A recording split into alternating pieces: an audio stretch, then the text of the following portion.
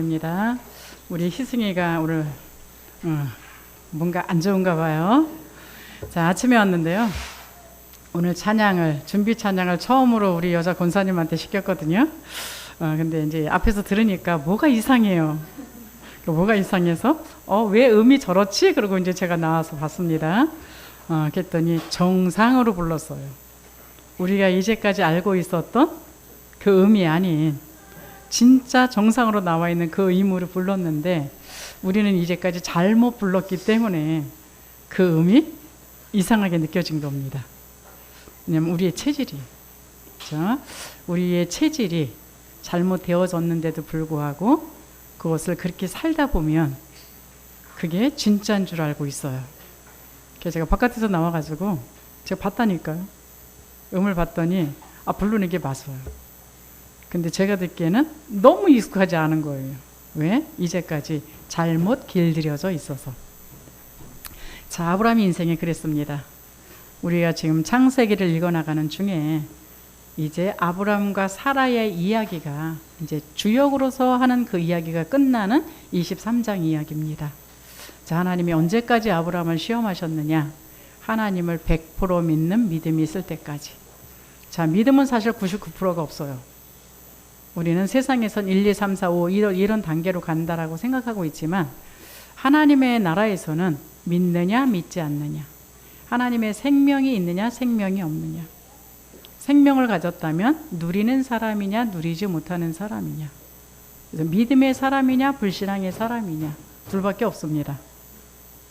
근데 이제 드디어 지난주에는 번제 사건을 통해 가지고 우리 대신 십자가의 죽음으로 말미암아 우리의 모든 원죄와 자범죄와 우상숭배 모든 죄를 해결하셨기 때문에 우리 인생에 이제는 재앙을 내가 책임져도 지지 않아도 되는 그런 신분으로 바꿔주셨고, 이제 사단이 우리의 사주팔자 운명을 사로잡고 있는 그 속에서 한계를 만나면서 살아가야 되는 그 인간이 하나님의 보좌의 그 축복을 누리면서 살아갈 수 있는 그 사람으로, 우리는 잘 산다고 잘 살았는데도 불구하고 잘못된 길을 걸어가면서도 잘못된 길을 걸어간다라고 생각하지 못했던 우리들에게 하나님을 만남으로 말미암아 하나님의 말씀이 우리 인생의 진리의 길이라는 걸, 이거를 이제 정말 아브라함이 번제 사건을 통해서 진짜 깨달은 겁니다. 그래서 이제는 우리가 이해할 수 없는 그 문제를 제시를 하신 것이 아들을 번제로 드려라잖아요. 그럼에도 불구하고 우리의 인간이 이해할 수 없다 할지라도 하나님이 말씀하셨을 때는 분명한 답이 있고 분명한 계획이 있기 때문에 그냥 우리는 하면 돼요. 그래서 이제는 아브라함의 시험이 통과되어져 버린 22장. 그리고서 이제는 이제 사라가 마지막으로 오늘 죽는 사건입니다. 근데 우리에게 있어서 태어나는 것도 중요하지만 죽는 것도 중요하겠죠. 근데 이 죽음을 통해 갖고 우리는 우리의 모든 것들을 평가할 수 있는 그런 시간표예요.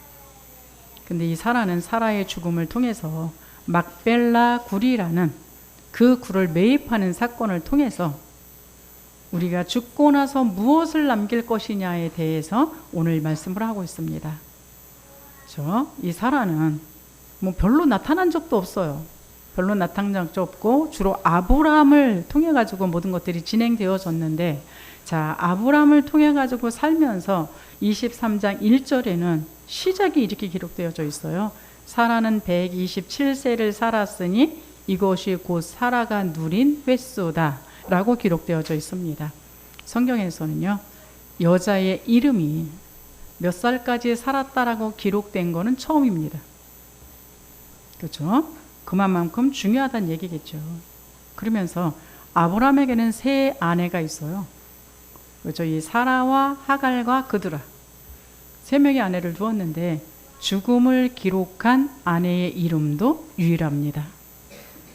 그렇죠? 굉장히 중요한 이름이라겠죠. 언약 가진 자의 그 남긴 그 기념비, 이게 막벨라 굴이거든요. 우리가 인생 살아가다가 남는 거는 아무것도 없어요. 하나님이 나에게 주셨던 그 언약, 그 언약을 성취하신 하나님의 작품, 이것밖엔 사실 남는 게 없습니다. 그 그 안에 들어가 있지 못하다고 보면 우리는 하나님 앞에서는 살았으나 살인 인생이 아니에요. 근데 그 정도가 아니고 그냥 그래서 이 땅에 살아가는 동안은 언약 없이 먹고 입고 사는 것 때문에 전전긍긍하다가 가야 되는 그런 인생입니다. 이 사라의 죽음은 우리 인생에 끝났다라는 그것만이 있는 것이 아니라는 걸 아셔야 됩니다. 실제적으로 우리의 죽음 속에서는 하나님이 주신 그 언약이 어떻게 내 인생 속에서 실제로 성취된 증거의 기념비를 남기느냐. 이게 중요한 거예요. 우리는 이 땅에 살아가면서 살다가 죽음은 끝이라고 생각합니다. 그러나 성경에 있는 모든 인물들이 살다가 전부 죽어서 우리의 눈앞에는 아무도 없어요. 그런데 우리가 그 성경의 인물들을 평가할 때는 뭘 갖고 평가합니까? 성경에 기록되어져 있는 그 사실을 가지고 이 사람의 언약을 믿는 믿음의 사람이었다. 아니면 이 사람은 하나님 안에서도 불신앙해서 고난의 길을 걸어갔다가 죽었다라고 기록되어 있는 이 모습들을 보면서 그래서 성경을 기록한 그 이유 자체가 말세를 살아가는 우리에게 본이 되어지고 우리의 거울이 되어진다라고 기록되고 있습니다. 그렇다면 우리 사랑하는 성도 여러분들은 오늘 나는 어떤 인생을 살아가고 있는지 이 부분을 오늘 사라의 말씀을 통해서 기록하셔야 되는지 점검하셔야 될 겁니다. 지난주에도 말씀하셨죠. 우리의 인생을 굳이 우리가 고민하지 않아도 되는 이유는 하나님은 우리가 태어나기도 전에 우리에 대한 모든 것들을 준비해 놓으시고 하나님의 시간표에 따라서 그 언약의 길을 걸어갈 수 있도록 모든 만남과 모든 것들을 다 조성해 나간다라고 말씀을 드렸을 겁니다. 그래서 그 중에 했던 것이 우리 이삭을 위한, 이삭은 장가갈 생각도 안 하고 있는데 하나님은 리브가라는 사람을 키우고 있었어요. 그래서 하나님이 시간표가 되니까 이삭의 아내인 리브가를 만날 수 있도록 모든 것들을 조성하십니다. 또한 예수 믿는 사람들을 모두 죽이고 있는 그 바울에게 이 바울을 하나님이 돌이킬 시간표를 예비해 놓으시고 그 바울을 갖다가 변화시킬 수 있고 올바르게 복음을 심어줄 수 있는 그 바나바를 초대교회에서 양육하고 있었다라는 사실. 근데 오늘 또 한 명 나와요. 아브라함의 세 아내 중에 그드라라고 하는 사람이 있거든요.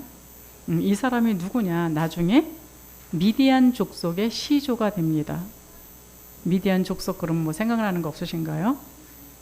모세의 장인 이드로의 집안이 이 미디안 족속이. 그렇죠? 모세는 아직까지 뭐 하지도 않는 그때에 하나님은 이 모세를 만날 수 있는 그 아내를 준비하는, 그래서 모세가 출애굽의 사역을 할 수 있는 그 뒷 배경이 되어줄 수 있는 이드로의 가문을 출발하신 거예요. 그렇죠? 그드라가 미디안의 시조란 얘기는 그드라로 말미암아 미디안이 형성되었던 얘기가 되잖아요. 자, 이래도 여러분의 인생을 여러분이 고민하고 걱정하시고 계획하시면서 살으시겠습니까? 아니면 나를 창조하시고 나를 만드시고 그 하나님을 배반하고 떠났는데도 불구하고 용서하시고 내가 짊어져야 될 모든 죄짐을 짊어지시고 십자가에서 죽으신 그 예수 그리스도를 통해서 다시금 하나님을 만날 수 있도록 만들어 주신 그 하나님의 은혜 속에 나를 맡기시겠습니까? 여기에 여러분들이 나의 미래가 달려있다라는 것, 고생을 하고 살아갈 것이냐 누리면서 살아갈 것이냐, 중요한 기로점이 있겠죠. 자, 2절에 보면요, 아브라함이 사라가 죽고 나니까 그 사라 앞에 가서 애통을 합니다. 그래서 여기는 그냥 애통한다고 나와 슬픔을 토로한다고 나와 있지만 다른 데는 보면 통곡한다라고 나와 있어요. 근데 나랑 같이 살고 있었던 아내가 죽었기 때문에 통곡을 했을까? 아니면 지난 날을 회상하면서 통곡을 했을까라고 생각해 보니까 저는 이 아브라함이 자기의 지난 날을 회상하면서 사라와 함께 살아갔던 그 여정을 회상하면서 통곡을 했을 거라는 생각이 듭니다. 왜 우리가 사람이 죽고 나면요, 부부가 살다가도 먼저 떠나는 사람이 있지 않겠습니까? 또 부모가 먼저 떠날 수도 있어요. 자녀가 먼저 떠날 수도 있고. 그랬을 때에 우린 잘한 게 생각날까요? 잘못한 것만 생각날까요? 그렇죠. 주로 잘한 건 별로 생각 안 나고 잘못한 것만 그렇게 생각이 납니다. 대부분의 사람들이 그래요. 그래서 오늘 중요하게 사시기 바랍니다. 오늘의 중요한 만남을 하나님이 주셨기 때문에 그 오늘을 소중하게 생각하고 그 오늘의 시간을 아낄 수 있기를 바랍니다. 근데요, 처음 사라가 등장했던 그 성경 구절이 어디냐면 창세기 11장 30절이에요. 거기에 뭐라고 평가 나왔냐면 사례는 임신하지 못함으로 자식이 없었더라, 이렇게 나와요. 그 시대에 자식이 없다는 얘기는 완전 저주예요. 그 시대에 자식이 없었다는 얘기는 사람 구실을 못하는 거예요. 사람 취급을 못 받는 그런 시대인데 자식이 없었다라고 나와요. 이게 우리가 말하고 있는 하나님을 떠난 창세기 3장에 매여서 사주팔자 운명이 사단한테 잡혀있는 온죄 가운데 태어날 수밖에 없었던 우리의 인간. 나의 잘못과 아무 상관없이 내가 왜 일을 당해야 되는지도 모르면서 당할 수밖에 없었던 내게 닥쳤던 그 비참함, 이 비참함에서 이 사례는 출발을 합니다. 그래서 하나님께서 아브라함에게 명령하시죠. 갈대와 우르를 떠나서 내가 내게 지시할 땅으로 가라. 아브라함이 구원받았다는 얘기는 같이 짝된 사례도 거기서 나왔다는 얘기죠. 근데 사라가 이제 그때는 사례였어요. 나중에 사라로 바뀌지만 사례가 믿음이 있었던가 아브라함이 진짜 믿음이 있었다면 고생을 안 했을 텐데 이제까지 창세기 쭉 이제 인도에 가는 가운데 어때요? 별의별 짓 다 하잖아요, 인간이. 그래서 하나님이 본토 친척 아비 집을 떠나서 내가 내게 지시할 땅으로 가라. 그러면 믿고 가면 되는데 뭐냐? 믿음이 없는 거예요. 하나님을 신뢰하고 하나님을 믿는 믿음이 없다 보니까 먹고 입고 살 일에 조금 난관에 부딪히기만 하면 세상 방법으로 처리해버리고 나의 목숨이 뭔가 위험에 처했다고 생각하면 또 인본주의 써버리고. 그렇죠? 여러분 한번 사라의 인생을 한번 생각해 보실래요? 그 믿고 따라갔던 그 남편한테 2번이나 배신당했어요. 그렇죠? 자기 목숨 살자고 그 이제 사례를 누이라고 속여가지고 2번이나 팔아먹었잖아요. 그때마다 하나님이 나타나셔서 건져주셨죠. 여러분 어떠세요?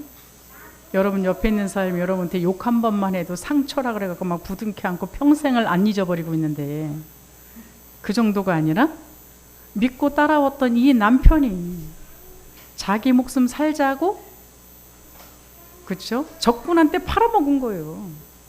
여러분 상처가 얼마나 있겠어요? 그렇죠? 그 인생이 참 행복했겠습니까? 불행한 모든 삶의 길을 걸어가겠습니까? 근데 그때마다 하나님이 나타나셔서 그런 부분들을 해결해 주시는 것을 보면서 내가 아브라함이라는 내 남편을 믿고 따라갈 존재가 아니구나. 내가 믿고 따라갈 그 오직 한 분은 하나님이시구나. 이제 이런 것들을 깨달아 가겠죠. 그래서 본격적으로 이제 진짜 나를 완전히 내려놓고 하나님을 100% 신뢰할 수밖에 없었던 그 원인은, 그렇죠, 도저히 아이를 낳지 못하는 경수가 끊어진 이 사례에게 하나님께서 이삭을 주셨어요. 그렇죠. 이제까지 얼마만큼 한 맺힌 인생이었으면 아들 이름을 이삭이라고 했겠습니까? 이삭, 웃음, 누림, 기쁨, 이 뜻이. 그래서 내 인생에 이제 진짜로 기쁨이 찾아온 거고 내 인생이 이제 진짜 웃을 수 있는 시작이 되어진 것이 누구예요? 하나님이 주신 그 씨. 그렇죠. 우리는 요한복음 2장에 보면은요, 세상의 모든, 거기 결혼식 얘기가 나오죠. 세상에서 우리를 즐겁게 하고 있는 많은 것들이 있습니다. 돈, 명예, 권력, 나의 남편, 나의 자녀, 어떤 면에서 내 자신의 만족조차도. 그런데 그것은 언젠가는 기쁨이 떨어지는 날이 옵니다. 이게 하나님을 떠난 인간의 삶이에요. 근데 그때 예수님이 준비하신 포도주가 나타났죠. 그때 사람들의 고백입니다. 대부분의 사람들은 좋은 거를 주고 나중에는 나쁜 거를 주는데 여기는 어떻게 먼저 준 것보다 나중 준 것이 더 훨씬 맛있냐, 이 얘기예요. 결혼식 그러면 우리의 인생의 기쁨을 상징하는 겁니다. 어떤 면에서 우리는 인생의 기쁨을, 내가 만든 기쁨, 세상이 만든 기쁨, 사람들이 만든 기쁨도 있어요. 뭐 돈 있으면 좋지 안 좋겠습니까? 여러분을 누군가가 대접해주고 명예가 있으면 좋지 안 좋은가요? 그러나 그런 것이 있다가 어느 날 나에게 그런 것이 없어지는 어느 날 나는 비참한 곳으로 전락한다라는 사실이에요. 근데 그때가 복입니다. 왜요? 그때 진짜 나의 참 기쁨이요, 참 행복이요, 참 만족자 되시는 예수 그리스도를 만날 수만 있다면 그것처럼 기쁜 게 없어요. 그것처럼 축복이 없어요. 그래서 하나님은 우리에게 때로는 우리를 절망 가운데로 집어넣기도 해요. 왜? 네가 갖고 있는 그 기쁨, 네가 갖고 있는 그 행복이 진짜가 아니다. 진짜는 누구? 나에게 있다. 그래서 그것을 통해서 하나님을 만날 수 있는 길 대신 예수 그리스도를 받아들이게 하죠. 근데 예수 그리스도를 받아들였음에도 불구하고 우리는 자꾸 옛날에 살았던 그 모습, 아까 그랬죠. 익숙한 잘못된 그 찬양이 우리한테는 아주 정겨워. 그래갖고 그대로 살아가는 게 아주 편해. 근데 정상적으로 부르는 사람이 이상해. 그 제가 처음에는 아니 저 권사님이 갑자기 엘토를 부르나 이랬어요. 근데 앞에 리더자가 솔로 하는 사람이 엘토를 부르면 안 되거든요. 그래서 제가 다시 나와서 봤다니까요. 음을 봤다니까. 그랬더니 저 음이 진짜네. 근데 나는 그렇다면 이제까지 잘못된 인도하는 그 음을 따라갔던 거네. 이게 확인되는 거. 그렇죠? 우리의 익숙한 모습대로 살지 마시고 하나님의 말씀 앞에서 나를 점검할 수 있기를 바랍니다. 그래서 오늘요, 사라가 이제는 정말로 갈대아 우르에서 떠나서 어디요? 헤브론에 도착해서 거기에서 죽음을 맞습니다. 헤브론은 어디에 있느냐? 가나안 땅에 있는 그 지역에 있는 곳이에요. 이 얘기는 이제 사라는 하나님의 언약 안에 진짜 들어와서 그 언약 안에서 헤브론이 어떤 곳이냐? 갈대아 우르를 떠나서 처음으로 단을 쌓고 예배 드렸던 곳. 롯하고 헤어지면서 또 예배 드렸던 장소. 이게 뭐냐? 하나님하고 계속적인 교제를 해 가면서 나의 신앙생활을 진짜로 만들었던 그곳. 그 얘기는 이 사라가 죽는 그 순간까지도 하나님하고의 교제하는 그 가운데서 죽었다라는 이야기를 하는 겁니다. 그렇죠. 여러분이 나의 인생의 마지막이 하나님하고의 진정한 깊은 교제 가운데여서 하나님이 부르시는 그 부름에 갈 수 있기를 바랍니다. 우리는 마치 영원히 살 것처럼 달려가요.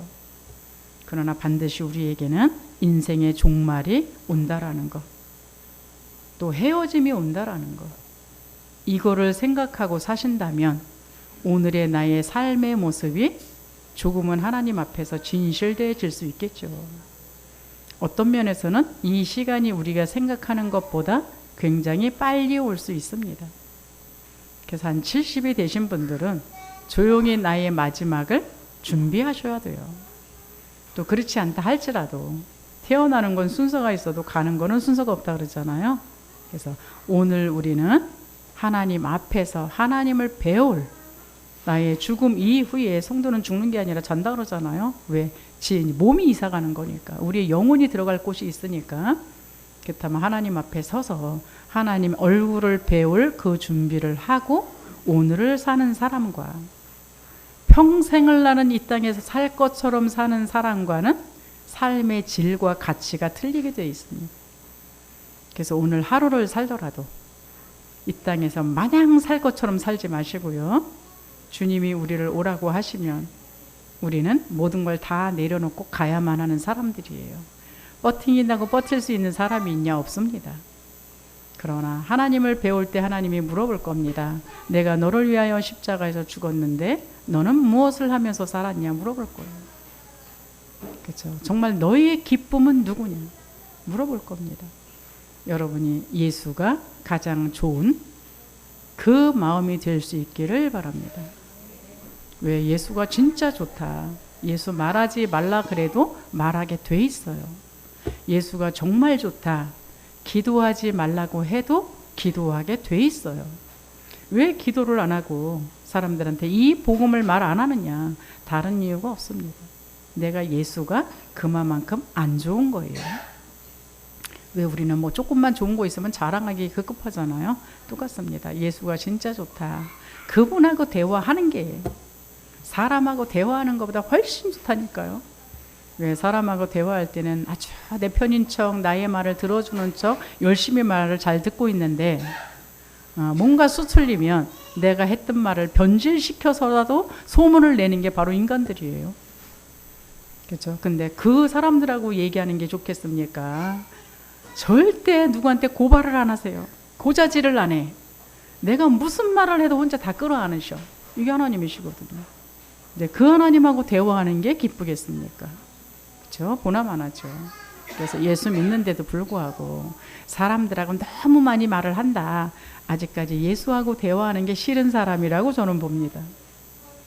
근데 진짜 예수하고 좋은 사람은요, 하나님하고 24시간 대화를 하게 돼 있어요. 일일이 그 하나님한테 모든 것을 다 의논하게 돼 있어요. 그래서 보혜사 성령이 상담사라는 뜻이 있잖아요. 우리를 보호하시고 은혜 베풀어 주시고 가르쳐 주시는 그분, 사람한테 물어볼 일이 없어져 버리는 그런 하나님과의 깊은 대화가 되어지는 게 진짜라는 거. 근데 날마다 응답이 와요. 근데 그거 자랑 안 하는 사람이 어디 있어요? 응답이 없으니까 자랑을 못 하는 거지. 그렇죠? 그래서 우리는 뭐 말씀기도, 전도, 우리의 전도자의 인생을 살아가라 막 구호처럼 외우고 있는데 하나만 잘하시면 됩니다.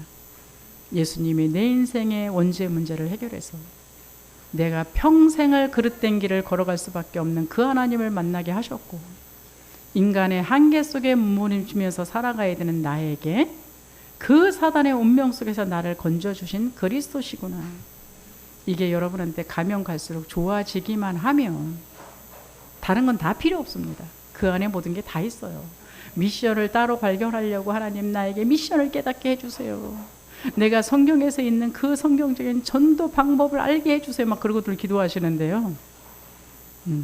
그거 별로 그렇게 기도 안 하셔도 자동적으로 가는 길이에요. 그거는 뭐만 하면 내가 예수가 나에게 죄 문제를 해결하시고 사단의 운명에서 나를 건져주시고 진짜 하나님을 만나게 하신 분이라는 사실을 진짜 알게 되면 세상에 별로 그렇게 소망이 없을 텐데요. 세상에 별로 그렇게 기쁨이 없을 텐데요. 세상에 별로 그렇게 욕심나는 게 없을 텐데요. 왜? 그 그리스도 안에는 모든 것이 다 있기 때문에. 그렇죠? 요즘 후반부에 와서 계속 얘기하잖아요. 내가 알지도 못하는 나의 미래까지도 준비해 놓으시고 그 길을 걸어가게 하시는 분. 내가 알지도 못하는 그 사람과의 만남을 예비해 놓으시고 그 만남 속에서 하나님이 당신의 일을 해 나가시는 그 속에, 그럼 하나님이 나를 갖다가 부르셔서 하나님 나라의 일을 하면 월급을 주셔야 될 거 아닙니까? 그렇죠? 근데 그 월급이 여러분이 그렇게 갖고자 애쓰고 있는 세상의 물질과 명예와 권력이 다 들어가 있다라는 거. 그건 보너스예요. 우리가 그렇게 갖고자 하는 그것들은 보너스예요. 그럼 본봉이 있을 거 아닙니까? 그 본봉은 뭐예요? 나를 통해서 저주받은 영혼들이 복받는 것. 나를 통해서 사단의 운명에 매여 있는 그 인생들이 사단에서 풀려나는 것. 나를 통해서 뭔가 자기는 잘 살아가고 있다고 착각하면서 세상에 문제만 일으키고 있는 그 사람들이 진짜 올바른 길로 들어서게 만들 수 있는 그 일, 이 일이 우리가 하고 있는 하나님이 시키신 일입니다. 하나님 나라에 취직하신 분들은 그 일만 하면, 그 일을 했다고 해서 하나님이 너무 기뻐하셔가지고 우리에게 날마다 더하심의 축복을 주는 것이 여러분이 필요한 그 모든 것들이라는 거. 근데 우리는 거꾸로 살고 있다는 거 아십니까?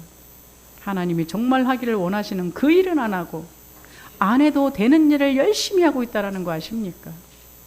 여러분들이 말씀을 통해서 나를 점검할 수 있기를 바랍니다. 오늘 사라의 죽음은 그렇다면 굉장히 중요한 의미가 있겠죠. 그래서 이 우리 언약의 사람 사라의 죽음이 주는 교훈이 있습니다. 그렇죠, 여러분이 죽음과 복음의 소망. 이 땅에서 영원히 살 것처럼 살지 마시고 나는 언젠가는 이 땅을 떠나야 되는 그 날이 올 때에 여러분이 서야 되는 것은 하나님의 심판대 앞입니다. 물어볼 거라니까요. 내가 너를 구원했는데 너는 무엇 때문에 기뻐했냐? 내가 너를 구원하고 내가 너를 만들었고 내가 목적을 가지고 너를 만들었는데 너는 이 땅에서 내가 만든 그 목적을 향해서 무슨 일을 하고 왔냐 물어볼 거예요. 그렇죠? 누구나 다 한 번은 죽습니다. 그렇죠? 이 땅에서 영원히 살 수 있는 인간은 아무도 없어요. 근데 전도서 7장 2절 4절에 이렇게 나와 있습니다. 죽음에 대한 의미 있는 굉장히 중요한 말씀인데요. 지혜자의 마음은 나의 남은 연수를 계산하면서 헛된 인생을 살지 않고 의미 있고 가치 있고 무엇인가 하나님이 기뻐하시는 발자취를 남기는 인생을 살아간다라는 성경 구절이에요. 누가요? 지혜로운 사람이. 근데 여기 같은 구절에 우매한 자의 마음을 또 이야기해 놓으셨어요. 이 우매한 자의 마음은 늘 먹고 마시고 노는 혼인집에 있다는 것. 굉장히 상반되죠. 그렇죠? 여러분들이 하나님의 말씀하시는 죽음에 대한 지혜자의 인생을 살아가고 계십니까? 우매한 자의 마음으로 살아가고 계십니까? 그렇죠? 평생을 내가 예수 믿는다고 믿었는데도 불구하고 우매한 자의 마음을 가지고 세상 사람들과 똑같은 마음속에서 먹고 있고 놀고 어떻게 하면 내가 이거를 차지할 수 있을까? 어떻게 하면 내가 이 자리를 차지할 수 있을까? 내가 인정받을 수 있을까? 늘 외치는 창세기 3장의 그 인생을 살아갔다면 하나님은 그 인생을 우매한 자의 인생이래요. 본인은 잘 살았다고 말했는지 모르지만 하나님의 평가는 그 사람의 평가는 우매한 자라고. 그것도 성경에 아예 기록해 놨어요. 이 모습. 아브라함이 죽음 앞에서 계속 슬퍼한 게 아니에요. 그렇죠? 우리는 하나님의 언약을 모르고 하나님의 계획을 모르고 하나님의 시간표를 모르면 그저 그냥 주저앉아서 그 자리에서 머뭇거리다가 모든 시간을 다 허비합니다. 그런데 아브라함은 이 사라의 죽음 앞에서 진짜 하나님 앞에 애통하고 통탄하는 그 시간을 가지면서 자기의 과거의 인생을 바라보면서 이제 내가 해야 될 일을 찾았어요. 그 해야 될 일이 뭐냐? 이제 이 사라의 죽음을 통해서 하나님이 하기를 원하시는 그 기념비, 남겨야 될 것이 무엇이냐, 이걸 찾은 겁니다. 그것이 뭐냐? 막벨라 굴을 얻는 거예요. 이 아브라함은 가나안 땅에 들어갔지만 아직까지 본인 이름으로 소유되어져 있는 땅이 하나도 없었어요. 분명히 창세기 12장 1절 3절에 너는 본토 친척 아비 집을 떠나서 내가 내게 지시할 땅이 가나안이잖아요. 거기에 가게 되면 내가 복을 받을 것이요 민족이 복을 받을 것이요 열방과 후대까지 복을 받고 그 땅도 너의 땅이 되겠다라고 말씀했는데 가나안 땅을 들어가서 오랜 시간을 살았지만 아직까지 아브라함이 소유하고 있는 땅은 없어요. 근데 이 아브라함은 사라의 죽음을 전환점으로 맞이해서 그 땅을 차지합니다. 그것도 강제로 빼앗거나 탈취한 것이 아니라 아주 정당한 방법으로. 그래서 그 땅의 주인인 헷 족속의 지도자를 찾아가죠. 찾아가서 이 사라를 묻어야 되는 매장지를 요청합니다. 이랬을 때요, 아브라함이 그 동네에서 굉장한 영향력을 발휘하고 있었기 때문에 그 지도자들이 말을 합니다. 내가 당신을 하나님이 세우신 지도자로 인정한다. 그렇죠? 지난주에도 그랬잖아요. 거기서 먼저 찾아와서 이제 동맹을 맺잖아요. 너네들 나 쳐들어오지 마라. 나도 너네들 해하지 않겠다. 이 땅에서 너희 잘 살아라. 그때 유랑민 시대에 남의 지역 들어가면 죽여도 할 말 없는 거고 뺏어가도 할 말 없는 그 시대에 아브라함과 함께 하시는 하나님의 역사를 봤던 그 헷족속들이 저기네들이 먼저 찾아와요. 근데 오늘은 사라가 죽어서 묻어야 되잖아요. 그러니까 매장지를 달라 이랬더니 이 지도자들이 그냥 가져가라 이랬어요. 너 쓰고 싶은 땅, 산소를 만들고 싶은 거기에 그냥 사용해도 상관이 없다 이랬어요. 여러분 같으면 어떻게 하실래요? 이게 웬 떡이냐 그러고 얼른 가서 하시겠습니까? 근데 아브라함은 그렇지 않았어요. 필요 없다. 나는 이 땅을 정당한 대가를 주고 살 것이다. 왜요? 지금 아브라함을 알고 있었던 그 지도자들은 평생을 사는 게 아닙니다. 그렇다면 이 지도자들이 죽었을 때에 너네들이 그냥 써라 그랬을 때는 다시 내놔라 그러면 할 말이 없어요.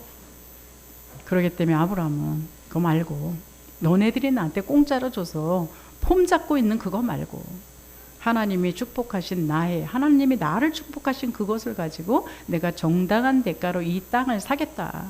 그러니까 내가 마음에 드는 그 굴을 사겠다 이거예요. 지금 우리나라는 땅에다 묻잖아요. 이 시대는 이 굴에다가 시체를 묻는 그 이제 풍습이 있어요. 그러니까 내가 마음에 드는 그 마음에 드는 게 뭘까요? 하나님이 약속하신 게 있어요. 왜? 하나님은 이제 태어나지도 않았고 진행도 안 하고 있는 이 아브라함의 가문들을 이 막발라 굴에다가 묻게 돼 있어요. 이걸 아브라함은 아는 겁니다. 이게 신앙생활이에요. 여러분의 미래에 어떻게 해야 될 것을 하나님은 우리한테 알려주세요. 우리는 그것을 알고 그 길을 걸어가는 게 우리예요. 근데 이 아브라함은 사라의 죽음이 그 시작점이구나라는 시간표를 아는 겁니다. 하나님께서 이곳에 하나님의 그 언약의 백성들을 이곳에 시체지만 정착하게 만들 것이라는 그 언약의 그 부분을 알았던 거예요. 여러분, 이 신앙생활 하시기 바랍니다. 내가 나의 계획을 가지고 나의 생각을 가지고 살았던 과거, 남아있는 거라고는 상처밖에 없을 텐데요. 근데 그 상처를 오늘에 끌고 와서 오늘의 인생을 또 살아가면서 그 상처 속에 내가 살았던 그 지식을 가지고 그 방법을 가지고 오늘을 또 살아가니까 미래라고는 소망이 없는 겁니다. 그러나 나의 과거에 수없이 많았던 그 상처와 그 문제들과 그 사건들이 다른 문제가 아니라 하나님을 떠났기 때문에 내가 당할 수밖에 없었던 운명이었구나. 이것을 해결해 주시기 위해서 예수 그리스도께서 십자가에서 죽으셨고 그 예수 그리스도로 말미암아 이제 나는 오늘 새로운 인생을 살아가야 되는 그게 나구나. 그 새로운 인생이 뭐예요? 내가 세상에서 말했던 그 지식, 그 방법, 그 전략이 아니라 하나님이 말씀하시는 그 말씀의 인도를 받으면서 살아갔을 때에 내 인생의 미래는 내가 생각하지 못했던, 내가 상상하지도 못했던 하나님의 축복된 그 모습이 기다리고 있다는 걸 여러분 오늘 믿으셔요. 오늘이 없이 미래는 없습니다. 오늘 내가 과거에 살았던 대로 사는 사람이냐, 오늘 과거를 청산하고, 과거가 청산되어집니까? 그러나 이해를 하셔야 돼요.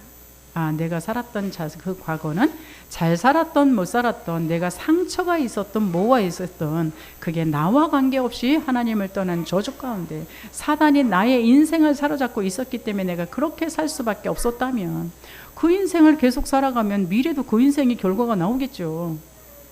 그러나 그게 아니라 이제 내가 하나님 안에서 하나님의 언약의 말씀을 가지고 하나님이 나를 자녀라고 인쳐주셨으면 그 자녀가 주시는, 자녀에게 주시는 풍성한 은혜와 그 누림 속에서 이제 하나님이 하기를 원하시는, 세상에 먹고 입고 살는 그것이 목적이 아니라, 그것은 나의 아버지가 부자시오 나의 아버지가 전능자시면 책임져 주실 것이고, 하다못해 굶으라면 굶으면 되죠. 굶어야 되는 이유가 있겠지.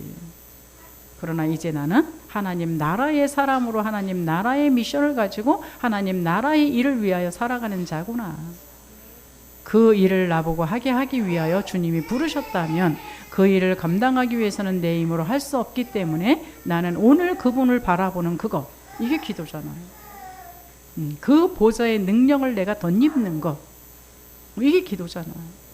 그래서 그분이 가기를 원하시는 그 길 속에 서 있는 것, 이게 우리의 전도잖아요. 이 일을 하고 있으면 하나님은 나보다 정확하신, 나를 만드신 그 하나님이 나의 미래에 준비해 놓은 그 곳까지 나를 안내할 거라는 확신을 여러분 가지시면 되고요. 이 땅에서 헷갈린다 쳐도 여러분의 마지막 종착지는 천국입니다. 천국에 가게 되면요, 눈물도 없고 곡하는 것도 없고 슬픔도 없고 다 없어요. 그냥 오로지 내가 찬양할 수 있는 그 찬양만 있고 하나님만 계세요. 그러면 뭐가 불만이겠습니까? 오늘 여러분이 그 인생길 떠나갈 수 있기를 바랍니다. 그래서 보면 이제 이 지금 쭉 읽었던 그 내용 중에는요, 아브라함이 그냥 땅을 문서 주고 사고 오고 하는 게 아니에요. 이 성문에 나아가서 공개적으로 협상을 합니다. 성문 지난번에 말씀드렸죠. 사람들이 가장 많이 모이는 곳. 그래서 거기는 법원도 있는 곳, 지금 말하면. 그래서 가장 그 중심지에서 모든 사람이 보는 그 앞에서 그 지도자들과 협상을 해요. 이 땅은 내 땅. 그래서 공식적으로, 그러니까 정상적으로, 그러니까 모든 사람들이 인정할 수밖에 없는 그거를 은 400세겔을 주고 정상적으로 매입을 합니다. 그냥 자기가 진짜 원하는 땅, 자기가 원하는 게 아니겠죠. 하나님이 어떤 땅을 원해라 이거겠죠. 그래서 굉장히 큰 그 굴, 왜 거기에 미래의 사람들이 다 들어가야 되거든요. 나중에 누가 들어갔는지 말씀드리겠지만, 그래서 처음으로 하나님이 약속하신 창세기 12장 1절 3절에 그 언약이 이루어지는 그 시간, 이거예요. 누구의 죽음 앞에서? 사라의 죽음 앞에서. 여러분의 죽음 앞에서 이런 기념비가 남겨질 수 있기를 바랍니다. 왜요? 이 복음 되신 예수 그리스도의 죽음과 부활을 통해서 우리는 이제 죽음의 실패자가 아니라는 거예요. 죽음에 패배하는 존재가 아니라는 거예요. 그게 부활신앙입니다. 그래서 하나님은요, 언약의 성취의 통로를 드러내 버리시는 이번 사건, 여러분이 진짜 나는 죽고 예수 그리스도가 내 인생의 주인이 되어지게 되면 자동적으로 만들어지는 이 축복된 이 하나님의 역사, 이 역사를 진짜 누릴 수 있기를 바랍니다. 그래서 여기에요, 그 후대에 하나님의 언약의 사람들이 들어가는, 지금으로 말하면 성지, 이곳이 되었다라는 거예요. 근데요, 우리가 이 땅 살아가는 동안에는 의인과 악인이 드러나는 삶의 차이가 있습니다. 그렇죠. 우리 인생이 아무리 잘 산다고 사는데도 불구하고 의인의 삶과 악인의 삶의 차이가 있어요. 의인이 뭐가 의인일까요? 그냥 겸손하고 착하고 남을 많이 도와주는 게 의인인가요? 그게 아니고요. 예수님의 십자가의 그 의를 진짜 믿는 사람. 그 예수님의 십자가의 의를 진짜 믿는 사람은 다른 사람이 예수님의 십자가의 의를 믿지 않아서 당하고 있는 그 고통을 보겠죠. 그래서 그 일에 헌신하면서 살아가는 그 삶. 그 삶이 그거예요. 그렇죠? 별거 한 것도 없는데도 불구하고 창세기 4장의 아벨의 인생을 보면 뭐 한 거 있습니까? 아무것도 없어요. 그냥 예배만 드리고 앉아 있었지. 예배 드리다가, 그렇죠? 가인한테 살해당한 사람. 근데 우리는 우리의 시대에 그 아벨을 뭐라고 평가합니까? 진짜 예배에 성공한 사람, 하나님 앞에 올바로 피의 제사를 드린 사람, 이렇게 평가하지 않습니까? 그러면 가인이 아벨을 죽였기 때문에 승리했나요? 지금 우리는 가인을 봤을 때 뭐라고 평가합니까? 실패자의 모델로다가, 예배 실패자의 모델로다가 우리가 지금 평가하고 있어요. 그뿐입니까? 거기에 나오는 많은 사람들, 히브리서 11장에 있는 사람들, 믿음의 사람들 이름이 기록되어져 있습니다. 로마서 16장은요, 똑같이 마찬가지로 이 복음을 깨달아서 구약에 말하는 그 피의 비밀, 예수 그리스도의 십자가와 부활의 비밀을 진짜 깨달아서 세계 복음화에 헌신한 하나님이 말하는, 진짜 로마서 16장 인물 말했을 때는 복음과 세계 복음화의 진정으로 헌신한 사람들의 명단이 나옵니다. 사도행전 7장 스데반은요, 아예 스데반의 인생을 쫙 한 장에 나열합니다. 그렇죠? 그러면서 얘기가 나와요. 스데반이 죽을 때 어떻게 했다고요? 하나님, 예수님이 저 보좌에서 일어서셨대요. 보좌에서 일어섰다라는 단어는 한 번밖에 없습니다. 하나님의 최고의 관심사. 그 스데반의 죽음으로 말미암아 시대의 전도자 바울이 돌아오는, 그렇죠? 성경을 읽는 모든 사람들이 바울 그러면 스데반의 죽음에 영향을 입었던 바울 이렇게 평가돼요. 그렇죠? 그러나 악인이 뭡니까? 여러분, 악인이 뭐 싸움 잘하고 그냥 악한 일하고 도둑질하고 살인하고 이런 사람이 악인입니까? 하나님이 말씀하시는 악인은 예수 생명 없는 자를 말해요. 그 예수 생명 없는 자들이 한지시도 나오잖아요. 고라나 이 사울이나 압살롬이나 가룟 유다나 이런 사람. 그렇죠? 한 게 뭐예요? 이들의 삶의 죽음을 여러분 아십니까? 굉장히 비참하게 죽었다라는 거예요. 악인의 죽음은 지옥 자체예요. 살면서도 지옥이요. 그렇죠? 남을 해하려면 내 마음이 악해져야지 남을 해할 수 있는 거 아닙니까? 그러니까 평생을 평안함 한 번도 없이 평생을 힘든 그 상황 속에서 죽음까지도 지옥으로 끝내버리는 이게 불신자의 인생이라면, 그렇죠? 의인은요? 의인은 어때요? 뭐 천국이죠. 이 땅에서도 하나님과 함께하면서 하나님이 하기를 원하시는 그 일 속에 참 평안함과 참 가치 있는 인생으로 남아버리는. 그러나 불신자의 그 마지막은 지옥이지만 믿는데도 불구하고 불신앙자의 죽음은, 죽어서 천국 갈지는 모르지만 환난과 고통이 기다리고 있습니다. 하나님 앞에 섰을 때도 부끄러운 구원을 받아야만 됩니다. 그렇죠? 사울왕은 하나님이 선택한 이스라엘 제1대 왕이에요. 근데 자기가 잘난 줄 알고 진짜 복음을 안 받아들이고 복음의 능력을 믿지 않고 그냥 자기의 왕자가 중요한 거예요.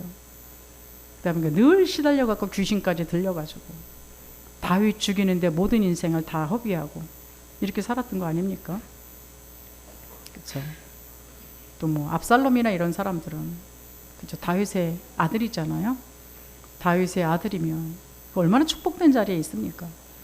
그 언약의 아버지를 두고 하나님이 원하시는 그 모든 소원을 다 이루는 그런 아버지를 뒀는데도 불구하고 이 압살롬은 뭐가 탐나서요? 왕자가 탐나서. 그래서 아버지를 배반하죠. 그래서 반역을 하죠. 또 거기에 줄 서가지고, 그래 다윗은 늙었고 이제 모든 기세는 압살롬한테 있다 이래갖고서는 아히도벨이나 이런 사람들은 거기에 합세해가지고 다윗을 배반하고 살아갑니다. 그런데 이들의 죽음이 얼마만큼 비참한지 아십니까? 그 죽음 자체가 비참해요. 여러분 예수 믿고도 이런 인생 살지 않기를 바랍니다. 우리가 정말로 복음으로 충만해야 되는 그 이유는 복음의 언약을 가지고 진짜 살아갈 때에 사단이 파놓은 함정과 틀과 올무에 걸려들지 않기 때문인 거예요. 그래야 이 땅에서도 하나님이 주시는 그 참 평안함을 누리면서 그 기쁨을 누리고 살아갈 수 있다라는 것.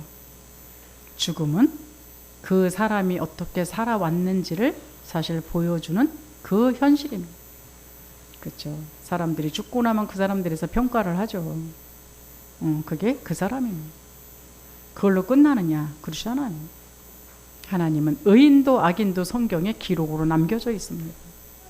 나의 영원한 기록으로 남겨져서 그 후대까지도 나는 이런 놈을 닮으면 안 돼, 이런 평가를 받고, 어떤 사람은 나는 진짜 이런 믿음을 갖고 싶어 라는 평가를 받습니다. 여러분의 자리는 어디이십니까? 자, 막벨라굴은요, 언약 성취의 첫 증거지. 하나님이 약속하셨던 그 오래전에 약속하셨던 그 언약의 성취의 첫 증거라는 것. 여러분한테 어떤 언약이 있으십니까? 하나님의 언약이 진짜 맞다면 하나님은 그 언약을 진짜 증거로 드러낼 그 때가 있다라는 걸 아셔야 돼요. 누군가가 복음의 시작을 했겠죠. 시작을 했다면 반드시 그 언약의 결과인 기념비는 남게 돼 있어요. 여기에는요, 항상 믿음의 이정표에서 시작하는 사람이 있다라는 거. 여러분이 어떤 사람인지 확인해 볼 수 있기를 바랍니다. 그래서 막벨라굴은 그냥 매장지가 아니라 하나님이 나에게 주신 그 언약의 증표라는 거. 거기에 믿음의 4대가 전부 거기에 들어갔어요. 그렇죠? 이방인으로 살았지만 하나님은 가나안 땅의 사람들을 모은다라고 약속하셨고, 하나님의 언약의 백성들이 거기에 아브람과 사라가 들어갔죠. 거기에 이삭과 야곱이 들어갔죠. 그렇죠? 이삭과 리브가가 들어갔고, 그렇죠? 야곱과 라헬이 들어갔습니다. 아니 레아가 들어갔습니다. 레아는 라벨은 거기 안 들어갔어요. 다른데 이제 예루살렘에 묻혔는데, 그렇죠? 하나님이 해준, 내가 좋아갖고 선택한 개가 들어간 게 아니고, 그렇죠? 그러면서 800년이라는 세월이 지났는데도 불구하고 요셉이 거기에 묻혔다라는 거. 그래서 여러분 성경 읽다 보면요, 이방에 있는데도 불구하고 나의 해골을 들고 가라라고 얘기하는 장면들 있죠. 왜요? 이곳에 묻히기 위해서. 하나님이 약속하신 언약의 성취의 이 성지.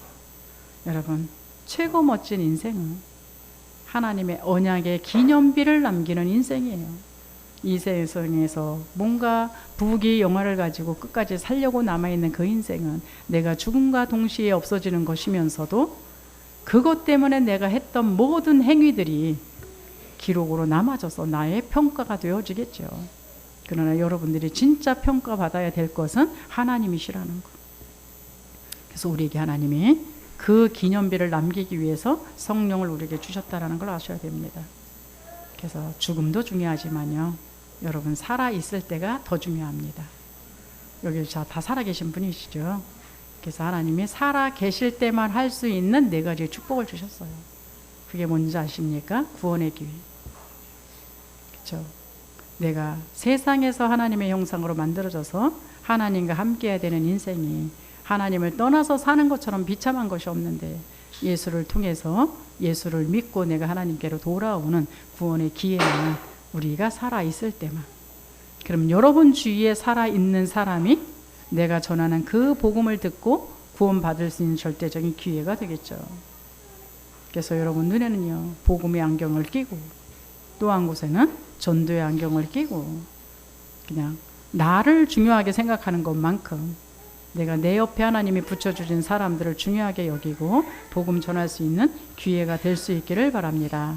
그래서 여러분들이 진짜 또 하나 여러분들이 해야 되는 건요, 다른 거 없습니다. 여러분들이 지금은 하나님의 약속에 그 말씀 성취를 진짜 누릴 수 있는 기회가 어디냐? 지금 살아있을 때. 하나님의 말씀은 우리에게 주어지면 그대로 성취됩니다.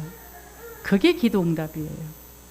그 기도응답을 따라서 우리의 현실에 사실적으로 드러나는, 오늘의 말씀을 주셨기 때문에 오늘의 응답도 있는 거고, 그것을 따라서 다른 사람, 나뿐만 아니라 다른 사람들을 살릴 수 있는 그 누림을 지금 우리에게 주셨다라는 거. 거기에 따라서 여러분들에게 하나님이 주신 것이 있습니다. 전도의 사명. 그렇죠? 지금 우리가 살아있을 때만 가질 수 있는 전도의 사명. 내가 다른 사람을 살릴 수 있는 그 비밀. 이거는 거기에 따르는 냉수 한 그릇도 상을 잃지 않겠다라고 말씀하셨던 그 하나님이 엄청난 모든 것들이 집중되어져 있는 기회가 있다라는 걸 여러분 아셔야 됩니다. 그럼 우리 막벨라 굴의 교훈이 있겠죠. 뭐라 그랬어요? 언약 성취의 첫 증거라는 거. 여러분 우리한테 그러죠. 12지역에 시스템을 세워라. 여러분이 이것이 하나님의 언약 성취의 첫 증거가 될 수 있기를 바랍니다. 그것을 통해서 한 지역의 교회가 세워지고, 그것을 통해서 한 지역의 RUTC처럼 모든 사람들이 와서, 모든 렘넌트들이 와서 살아나면서 지역을 바꿀 수 있는 문화, 그 시스템까지 세워지는 그 응답을 여러분 개인이, 여러분 가정이, 여러분 지역이, 우리 교회가 사실적인 증거로다가 기념비를 남길 수 있기를 바랍니다. 이게 여러분이 살다 간 그 증거라는 거 꼭 기억하시고요.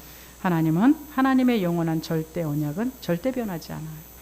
중요한 건 내가 변할 수밖에 없는 언약을 잡았느냐, 절대 불변한 그 언약을 잡았느냐, 이게 중요한 겁니다. 다른 말로 말하면 여러분이 절대 언약을 가진 사람이냐, 이 사람은 절대 변할 수 없어요. 절대 망할 수 없어요. 이 비밀 여러분 꼭 기억하시고요. 복음 가진 자의 죽음의 가치가 어떤 건지를 사라를 통해서 여러분들이 확인할 수 있기를 바랍니다. 그래서요, 하나님은 이 언약 가진 자의 이 죽음을 굉장히 소중히 여기시고 귀중히 여기시면서 여러분 자신이 얼마나 소중한 사람인지를 알기를 원합니다. 우리 교회 이름처럼 하나님은 여러분한테 복의 근원이라고 말씀하고 계십니다.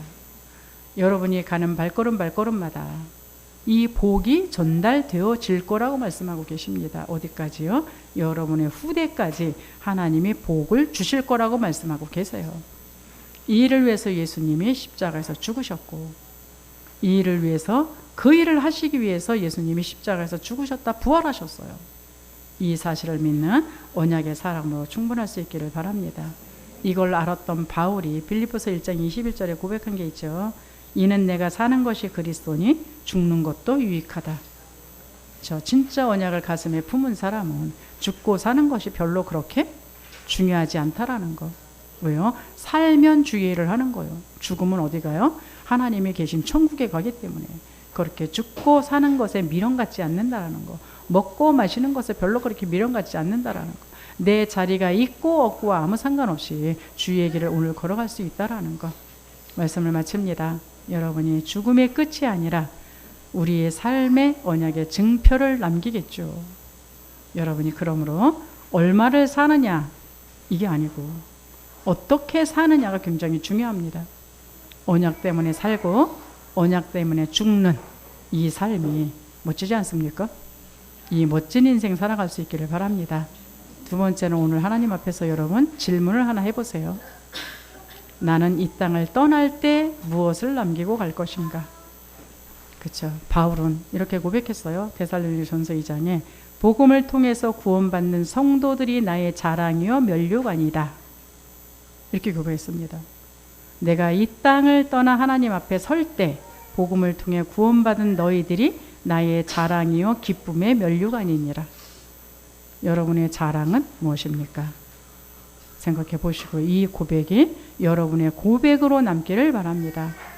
그래서 세 번째로 사라의 죽음처럼 우리의 죽음이 언약의 기념비가 되어질 수 있어서 내가 이 땅을 떠날 때 많은 사람들이 안타까워하는 그런 인생 되시고요. 거기에 막벨라 굴처럼 우리의 후대들이 언약을 보며 따라올 수 있는 3시대 기념비가 우리 인생의 기념비가 될 수 있도록 여러분이 기도할 수 있기를 주의 이름으로 축복합니다. 기도하겠습니다. 사랑하는 아버지, 사라의 죽음을 보면서 우리의 떠나는 시간표를 생각해 보게 하시니 감사합니다. 사라처럼 가나안 땅에 언약이 성취되는 첫 증거 막벨라 굴의 기념비를 남기게 하옵소서. 그리고 우리 사는 한 번의 인생이 하나님의 언약을 성취하는 바로 그 여정이 되게 해 주옵소서. 사라와 아브람처럼 언약의 소유로 확정된 그런 기념비와 발자취를 남기는 인생이 되게 하여 주옵소서. 그 기념비를 남길 수 있도록 하나님 앞에 믿음의 그릇을 준비하고 기도의 열쇠를 사용하여 그 축복의 증거를 가지고 이 시대에 하나님이 원하시는 기념비를 세우는 증인들로 세워져 언약에 자존심 있는 삶이 되게 하여 주옵소서. 우리 복의 근원교회 성도들과 우리 렘넌트들과 렘넌트 대회에 참석한 전 세계 모든 제자들을 오늘 말씀 그대로 복의 근원으로 열국의 아비와 어미로 축복하여 주옵소서. 예수 그리스도 이름으로 기도하옵나이다. 아멘. 찬송가 550장 함께 찬